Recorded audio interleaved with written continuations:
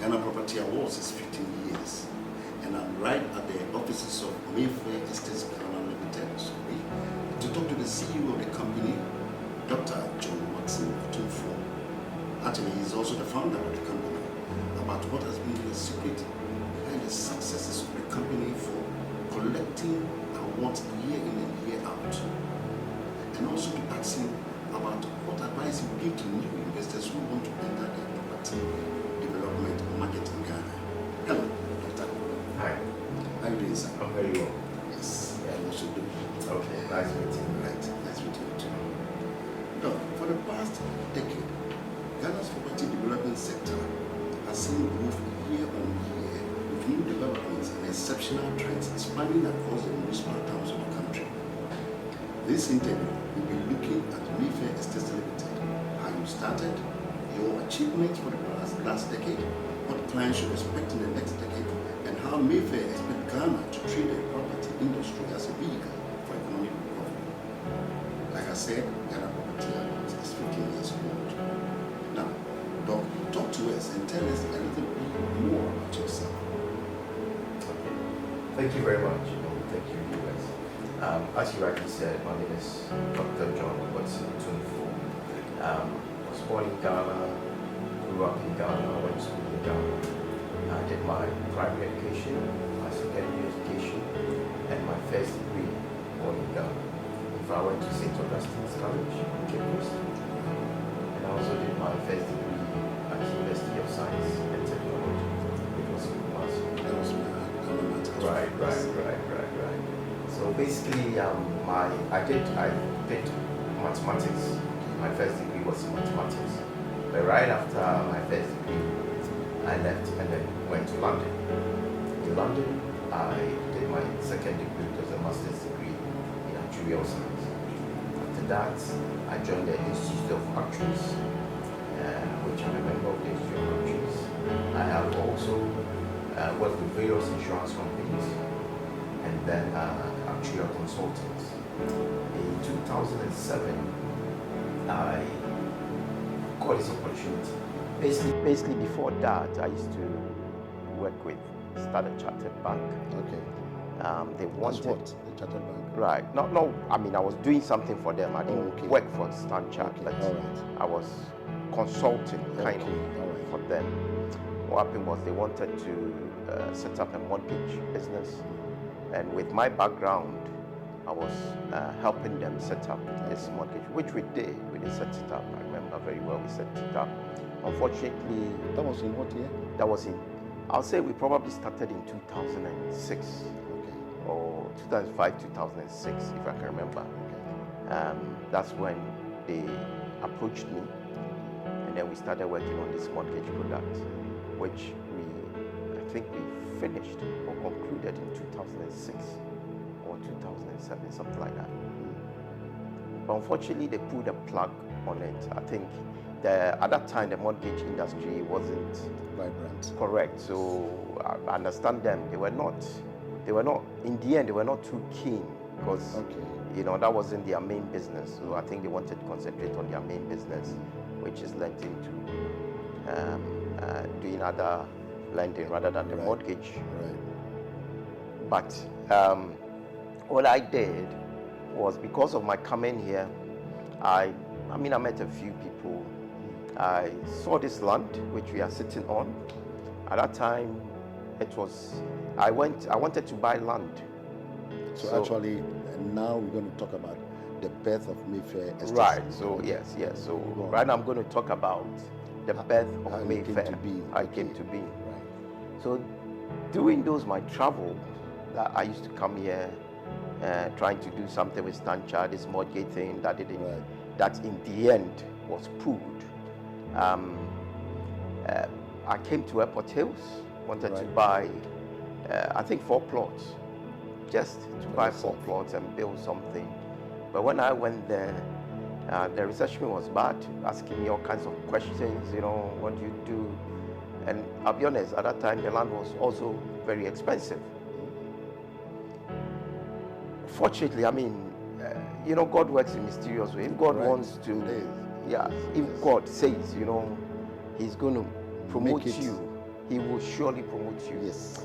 So what happened was, through my travel, I met somebody, and I told him about this, why I was not happy, I wanted to buy, and all these questions, what do I do, and all of that. And he said, you know what? My boss owns land next to Airport Hills. They share a boundary with Airport Hills, and my boss wants to sell the land. So I said, okay. This is divine intervention. Correct, yes. So I said, okay, show me the land. There was no road, there was nothing. So I think on the day that I was leaving for London, I met him around 4 o'clock. We tried to come on the land. We went through Airport Hills. Again, they had built a wall, blocked it, so we could not even find the land. So I went back to London. I think a few months later, then the man himself, the owner of the whole area, came to London. And when he came, the first thing he said was, he called me and said, "Are you John?" I said, "Yes." "Are you the one interested in my land?" I said, "Yes." He said, "You know what? God says I should give you this land." Yes. You don't mean it? Yes. That's exactly what the man said. I remember very, very well. He said, "You know what? God says I should give you this land." But then I said to myself, I mean, why would God tell you to give me land that belongs to you? At the end of the day, you want to sell. It's your money that you want. Why don't you just come straight and say, "Look, I want money. What is this God told you thing?" But funny enough, I said, "Yes, I'm interested in the land." And he gave me a condition which I needed to I needed to pay some money. Yeah. There and there. I mean, he came to London, I think just 2 days, and I had to give him that money before he left in 2 days. I didn't know the man. Heard of him. I've not heard of the man, but I've heard of his company. Okay. So I didn't know the man in any way. But you know what? I think God was pushing me, and I went to pay the man the money without knowing him, without any paperwork, nothing. I just gave him the money. Right? So when I gave him the money, he told me that, "Look, I should come to Ghana so that we draw up an MOU, something like that." So I think I made various payments without no paperwork, made various payments. You did that with faith. Correct. Absolute faith. Correct. Yes. So that's what I'm saying, that I'm sure God knew what he was doing. Yes. I mean, God didn't put any doubt in my mind at all. No doubt. So I came to Ghana. He drew up the agreement. Initially, the land that he wanted, that the boy told me that this was selling, he said 10 plots. You know, I told you I wanted 4 plots. Yes. When I look at the money for the 4 plots, I can buy the 10 plots. Okay. So I said, "Wow, I want all the 10 plots." When this man came and met me, he said, "No, it's not 10 plots. It's now 50. Wow. 50 plots. And I said, "Yes, I want it." When I got to Ghana, instead of 50, I said, "You know what? It's 125. Yes. I said, "Yes, I want it." I didn't have the money. But he's had some absolute trust in you. Correct. And I he mean, the knows man what- believed me so Yes. much that, look, I think he also had faith in me that I can do it. Absolutely. In the end, he gave me 150 Plots. yes, in this area.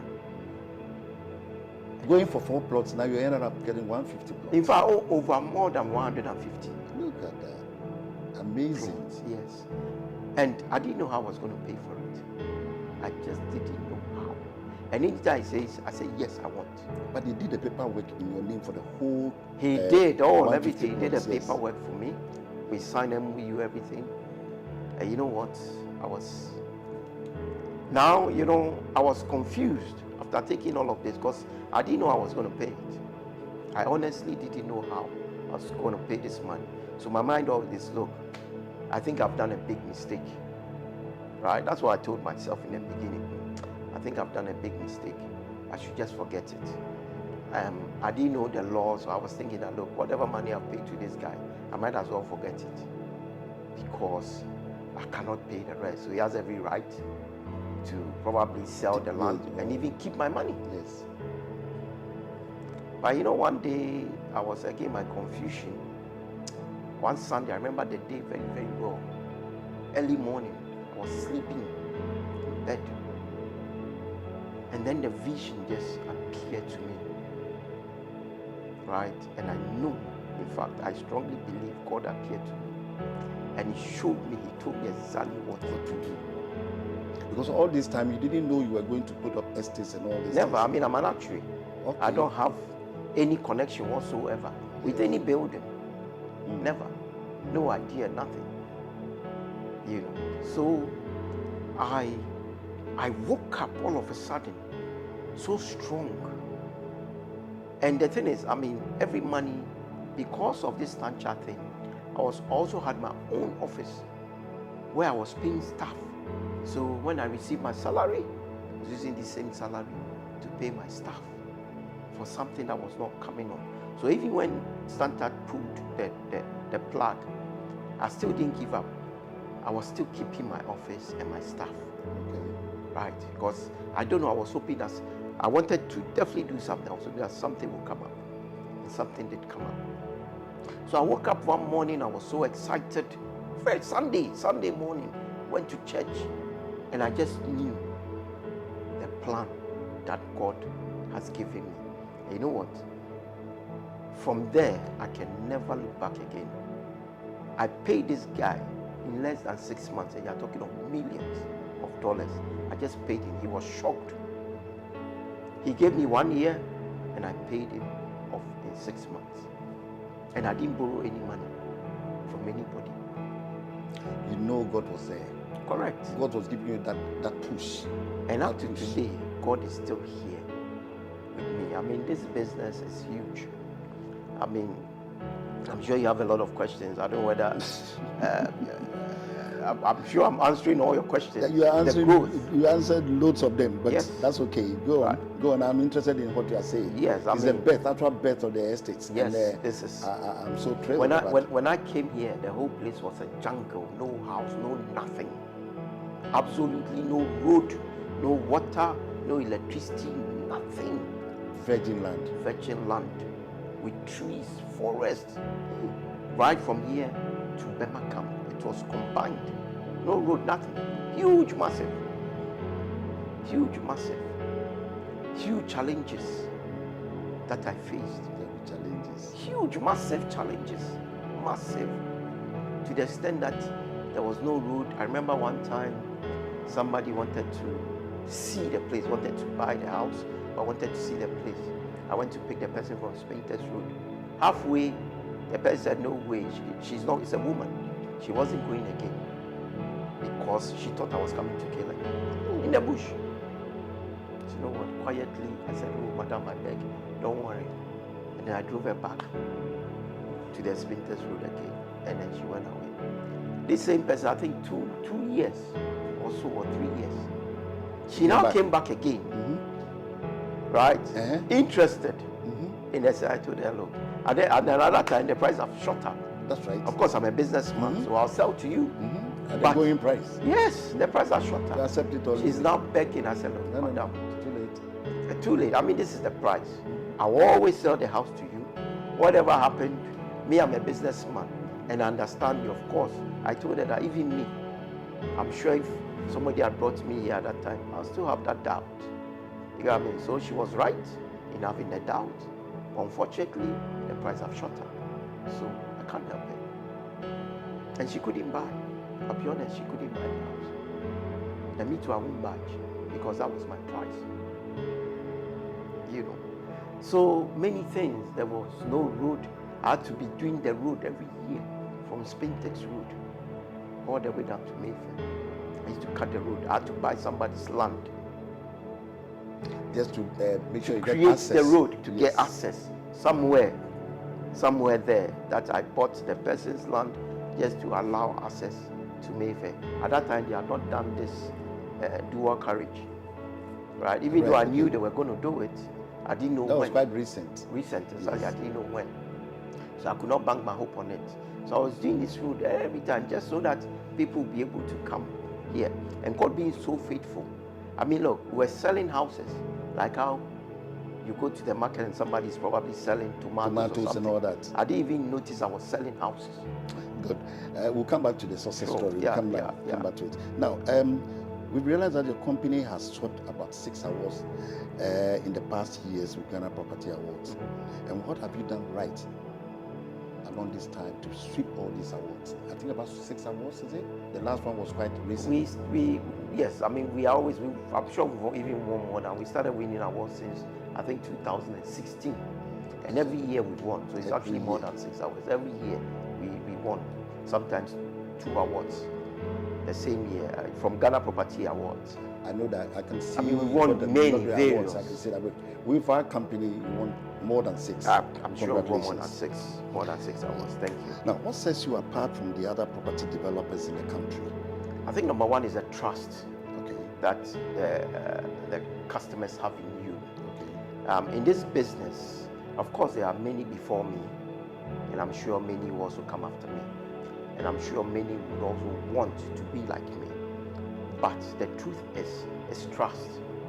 If they trust you and then you do a good job, there are a lot of them around, but what will make you make it in this industry is the good job that you do, right? I can tell you our houses, I mean, I've not heard of anybody coming out, oh, this your house is that. It's all because of the quality of work that we do sets us apart from many of the other developers. You make sure you take your time, yes, get the expertise, and then make sure that we go according to the schedule that we have to do. So we don't cut corners. We go according to what. I am not a structural engineer, neither am I an architect. So whatever the architect or the structural engineer says we should do, we go according to that. Because we do not want anybody to one day tell us that, they are even suing you or they are taking because you did a shoddy job. We don't do shoddy. Cracks in the building. Correct. We don't do that. The sewage system not too good and correct, all that. Correct. Make sure that you go by the regulations. We go by the rules and regulations. Perfect. Whatever we have to do, we do. Yes. And also, you're talking about trust. And then also, let me add, I mean, basically, another thing that sets us apart is we produce everything ourselves. So these houses that you see, we have a factory, we produce the roofs. All these windows, we produce them ourselves. The blocks we do ourselves. We have a block factory, we have a window factory, we have a roof tile factory, even furniture factory. So we have everything. We do almost everything ourselves. You told me the secret. All the raw materials are produced by your company. We do everything. So we are always, we are ahead. Correct. Ahead of everybody. Yes, we don't wait for anybody. Yes. If we want to do it, we do it. We don't buy from outside. What we have to buy, we buy. But most of the things we do ourselves. Most of the things that we don't even buy, we bring them from outside. So that's the main secret.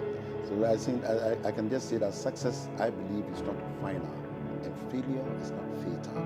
It is the courage to continue that matters. Correct. And I perceive that was you. You kept continuing and continuing, and so your successes kept talking in and year in and year out. Yep. And I'm so proud of you. Thank you. Very, very proud of you. Thank you. Good. Now, what is your advice to investors who want to enter the property development market in Ghana? Sure. I mean, the market right now, as you know, is difficult because the economy itself is difficult. This industry requires huge amount of capital, right? Any investor who wants to enter, it's a good thing. It's a brilliant market. No two ways about that. I believe that the property market is probably one of the most lucrative industry to enter, if you can enter, right? It's not an easy feat to say I want to enter and become a real estate developer. It's not easy at all. But if you have faith, perseverance, you can do. I mean, I had that, I always want to succeed, and I'm not the type that gives up. So I move from strength to strength. Fighting on. Correct. I mean, you can see how the industry is. it's been tough. It's been very tough for many years. But I can tell you, in Mayfair, we've sailed through. So when people are complaining, or people were complaining, we have no cause to complain. Relax and smile. Correct. We don't complain, and you can see we are working well. In fact, during the pandemic period, where people were laying people off, we were rather recruiting more people. You don't mean it? Yes. Recruiting? Yes, we were rather recruiting more people, right? Even in the pandemic, even when it was tough that companies were closing down, laying their staff off, we didn't see that. No, we didn't see that. We were rather acquiring more land, we were expanding. I mean, you mean apart from the 150 that you bought, you went on buying more and... Oh, we have. This is not the only estate that we have. Oh. We have other places. We have other plenty jobs that we are doing. I see. No, this is not the only one. Can you tell us some of the places that you are now doing? Yes, I mean, we are doing some at Adringano. Adringano, okay. Yes. I am building a 122 bedroom block apartment in Bema Camp. We are doing an event center. Right now that me and you are talking, we are right behind Jubilee House. Okay. We have a new project that we are building. It's a huge apartment with houses right behind Jubilee House. I see. That's a new one that we are doing. We have some at OEB. Again, here is more of the high end. Yes. We are also trying to get to the low to middle income end, and we are doing correct so that we can cater for all the people, right? So basically, we are doing some at OEB as well. We've built a hotel. Where's that hotel? It's not far from here. What's the name of the hotel? We've not given it a name yet. But it's for you. Yes, I mean, wonderful. I'm sure within the next 2 or 3 months we'll be opening that hotel to the public. I mean, we are doing all kinds of things, many things. We need to do a documentary for you. Definitely. We need to do a documentary for you. Right. And how about the other side of the country, say Kaswa and other places? Are you thinking of doing developments out there as well? Okay. Because that's now a fast-growing municipality. True. And I think it's fast-growing. It's true. But again, I am more of this side of Accra. Okay. So, right opposite this university, on the OEB road. No. Which one? Going towards Adan. Otabels ICDC University, Central University. Central. Yes. We have land there. We'll be doing something there too. Right. I have moved towards that side rather than moving towards the Kaswa side. I'll pray you move towards that side. God will move come into your again, dream. as I said, and then God is the one who directs me. God will bring you into your So I'm sure He will show me where to go. Yes. I don't know whether because I come from that side, that's why I'm maybe. Right. Okay. Now, and then also, I mean, let me also add, we've done a lot for the Ghana Armed Forces. Okay. I've done a lot of charitable buildings. I mean, the Ghana Armed Forces. Let me talk a bit about the Ghana Armed Forces. Okay. The Ghana Armed Forces lack huge, massive accommodation problems. Yes. And Mayfair on its own has been able to deliver so many housing free of charge. Housing units free? Yes, free of charge for the Ghana Armed Forces using our own money or my own money. I've done a lot, and I'm sure one day we'll be able to show you what we've done. We don't talk, we've not come out to say, but if you go there, there's a lot of things that we've done for them. Many accommodation, blocks of flats, apartments that we've done for the Ghana Armed Forces. From your pockets? Yes, free of charge from my pocket. That is also how me too, I'm trying to help the economy. Contribute. That's my contribution, yeah. Good. I'm much more impressed. Okay, knowledge in the market is one of the key components for property development. Explain this when it comes to strategies you have adopted. Okay, I mean, from my background, I told you I don't have any knowledge. Okay. Right, okay. But I'm a fast learner. I learn. I mean, the way I learn is, I learn with my boys. When I started this project, my boys my workers didn't even know that I own the company. Because you're always on the ground with them. I'm with them. I don't show. I'm the boss. I work with them. I'm free with them. Anybody comes to me at any time. So you can't tell. If you come to this. I've had many people come here who address me. Sometimes they ask me, we are looking for the manager. Because when they look at me, I don't look like a manager. Yes. Exactly. And I always not pretend. I mean, if you ask me such a question. That's your lifestyle. I mean, that's correct. That is me. Yes, that's you. I mean, you get what I mean? I can't change it. No. And I've learned a lot. So right now, I'm sure I've even learned more than the architects. I've learned more than the structural engineers. I've learned everything on the job. And I know so much. Always with them when they are doing the yes, work, everything. Learning on the spot. On the spot, I'm learning. And even right now, I've become an expert that I correct them. I correct the aspects. Yes. Yes. I correct them. Because again, being an expert is not just what you learn in the classroom. Right. It is how you apply it. Yes. On the right. ground. Yeah. Correct. I didn't go to those schools, but I'm able to apply because I've learned on the job with them. So you have done well. Yep. Okay. Now I'll ask you about something more about Property Express. Property Awards. Sure. What changes would you suggest to the organizers of the awards to make it better? Okay. Again, I've always been talking to them when I meet them. Right. I've been talking to them. Personally, I feel they are the leaders of all these awards going on. I'm sure they started first. When they started, I don't think I was around. But looking at the history, 15 years, I don't think any award organization has done 15 years in Ghana. No. And I strongly believe Ghana Property Award is the leader. They are the pace setters in the industry. Yes. And even the caliber, I mean, if you talk of properties, the caliber of companies that are in this industry, they are huge. A lot. Exactly. I mean, what if I say huge? They are the richest organizations. Yes. They are. They are, yes. Right.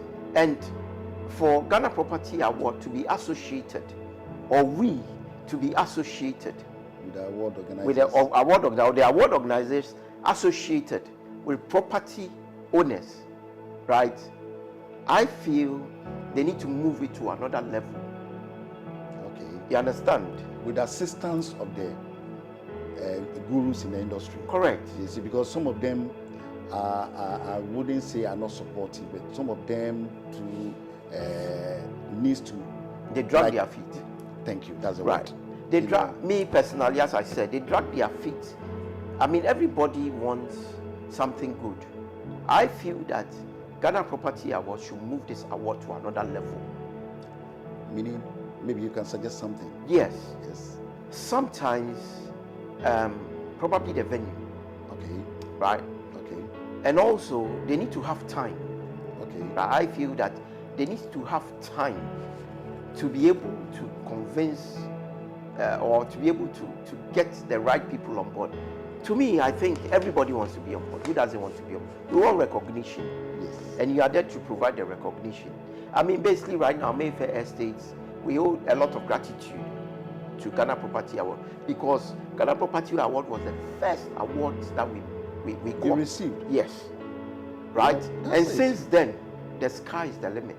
Look, as I'm sitting, everybody wants to give Mayfair Award. We won 2 awards last week.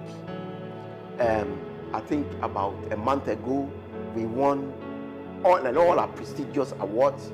And this week, next week, we've been invited to another 2 big awards. So it's like we are just winning awards. I've won so much awards that, I'll be honest with you, I'm fed up. There are too many, countless. There are too many and I've rejected so many awards. You don't mean it. I'm telling you, I've rejected so many awards that they are sitting because they call us, and I don't even go because it's just too much. Internationally, everywhere, too many of them. You understand? It's all because of the good work you are doing. And it's all because Ghana Property Awards probably showed us the light and showed all of them the light, right? So I feel that they need to go to the next level. And I've been speaking with them that, look, they need to go to the next level. They need to move it. they can do far better. We'll take that note. Yes. Thank you so much. Right. How would you assess Ghana's real estate market in the next decade? Right. I mean, the market is huge. You know, when I started, someone said, oh, you know, there are too many houses. But you know what? There are too many people too who need houses. Right? The industry is huge. We can never be able to satisfy this market, no matter what. We can't. The market is big. All we need is the right players, right? Again, the mortgage companies, we need to. The rates are just too high. Yeah, that is what I want to ask next. Yeah. Affordability and people's pockets. Correct. And the prices of these buildings, the estates that you build and all that. Some could have money to buy them, some could not have money to buy them. Do you have a scheme where customers can pay parts and then be paying till they take occupancy, or do you have a scheme like that? With Mayfair, what we did, we started. Nobody else has done. Nobody else did. We were the first company who was giving out their own mortgage. So I can tell you there are people living on my estate who are on Mayfair's mortgage. This is amazing. Correct. So we are the only company, or if not only, the first company who was giving out mortgages to its clients. Right? The only. And we've done it. And I can tell you, since we started, God knows how many years, people have been on that mortgage. Do you know why God turned you to go and start from Stand Charts, that mortgage unit? That gave you the impetus, that gave you the knowledge and the idea to do your own mortgage thing. Yes. And it's working for you. It is working. I mean, it has worked and it's brought us far. It's brought us to where we are. I thank God so much. I'll be honest, I use this medium to thank Him, because if I look at where I came from and where I've reached now, I mean, there is nobody who can tell you that there is no God in this. When I started, or when I was doing my, people thought Mayfair was owned by large organizations. And they used to say, oh, no, I don't own Mayfair. It is probably big. And I laugh. I thought people were behind you pushing money. The only person who is behind me is God. That's it.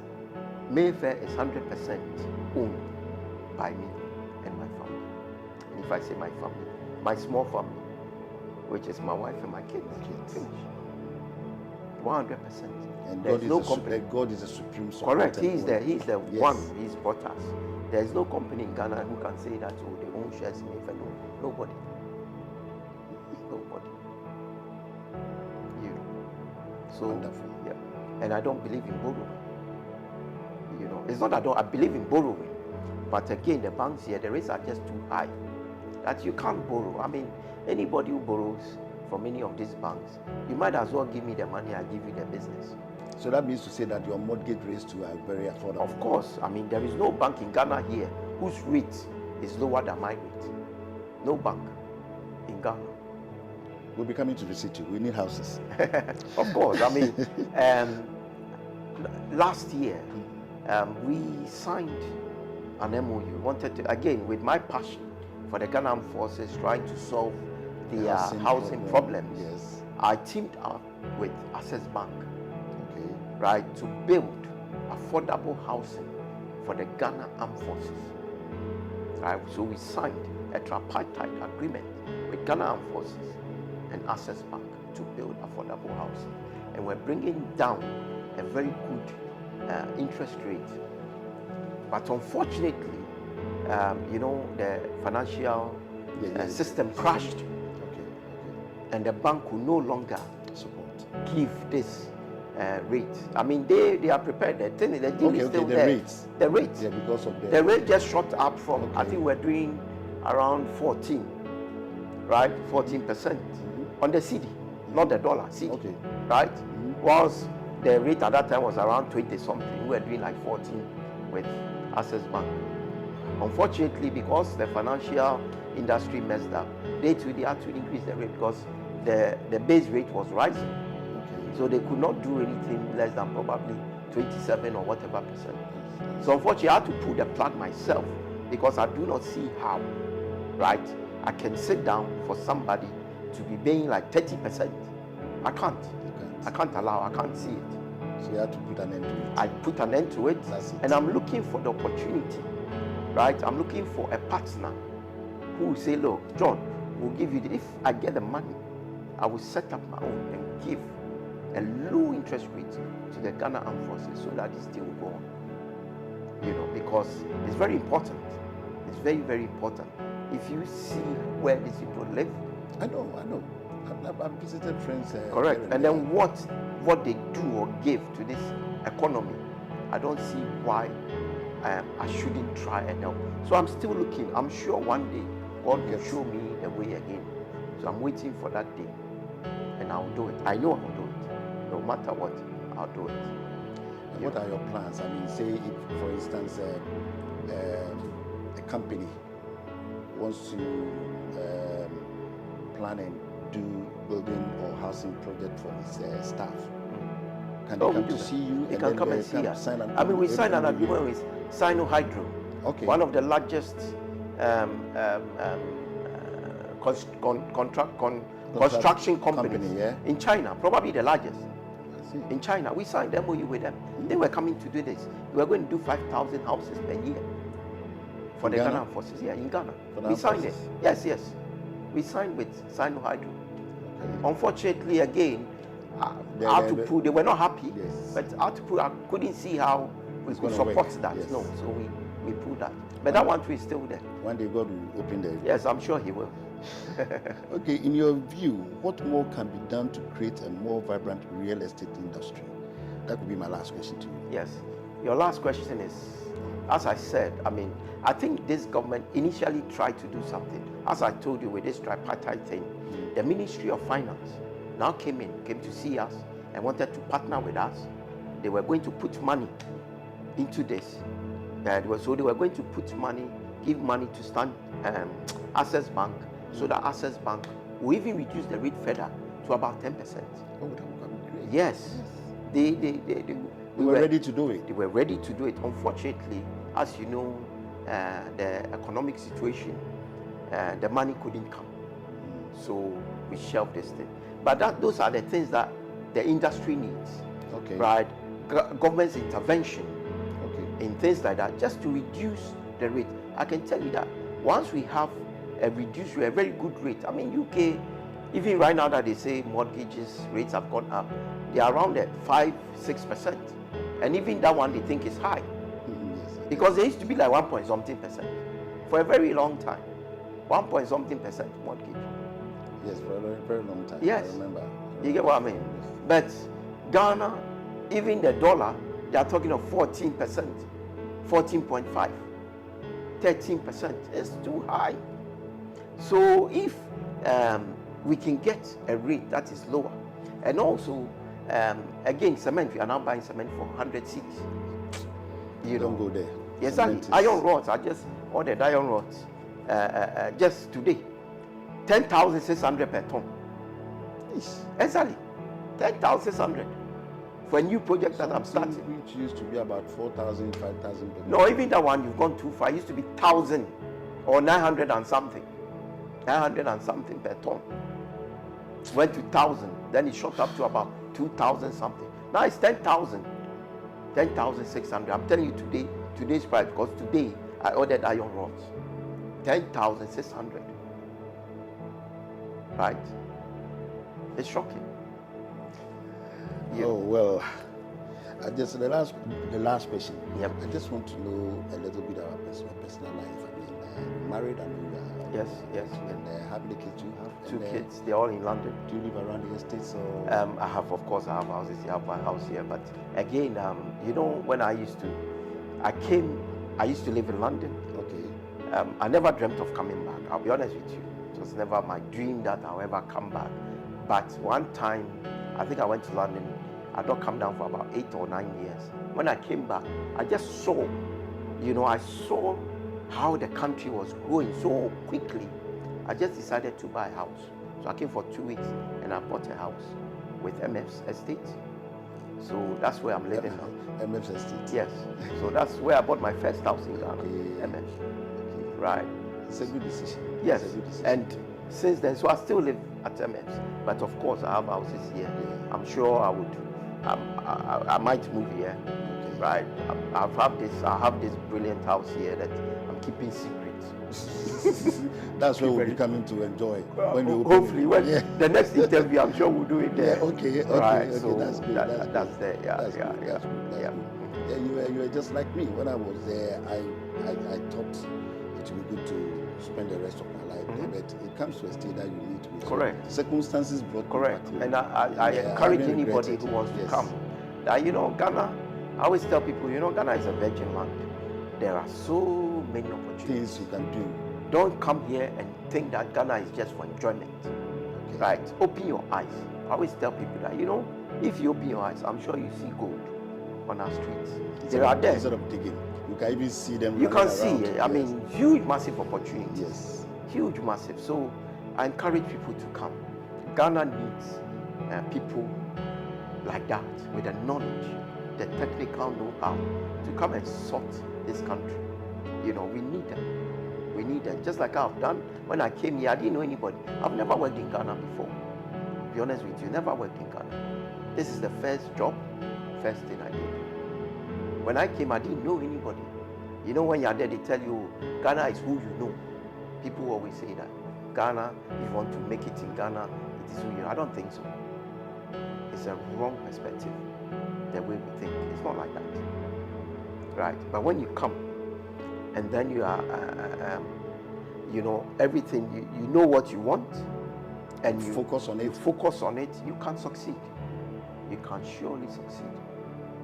So that is the advice from Dr. John Watson Otumfour, saying that if you come back from abroad and you have that perception and that focus that you want to do something and succeed in life, you have to come. It's not always that you have to stay in the foreign land and think you can make it there. You can come home and still make it, because gold, it says, is right down in the streets across, and it's left for you to just tap it. All too soon, we have to come to the end of the interview with Dr. John Watson Otumfour. Thank you, viewers. Thank you. Thank you very much.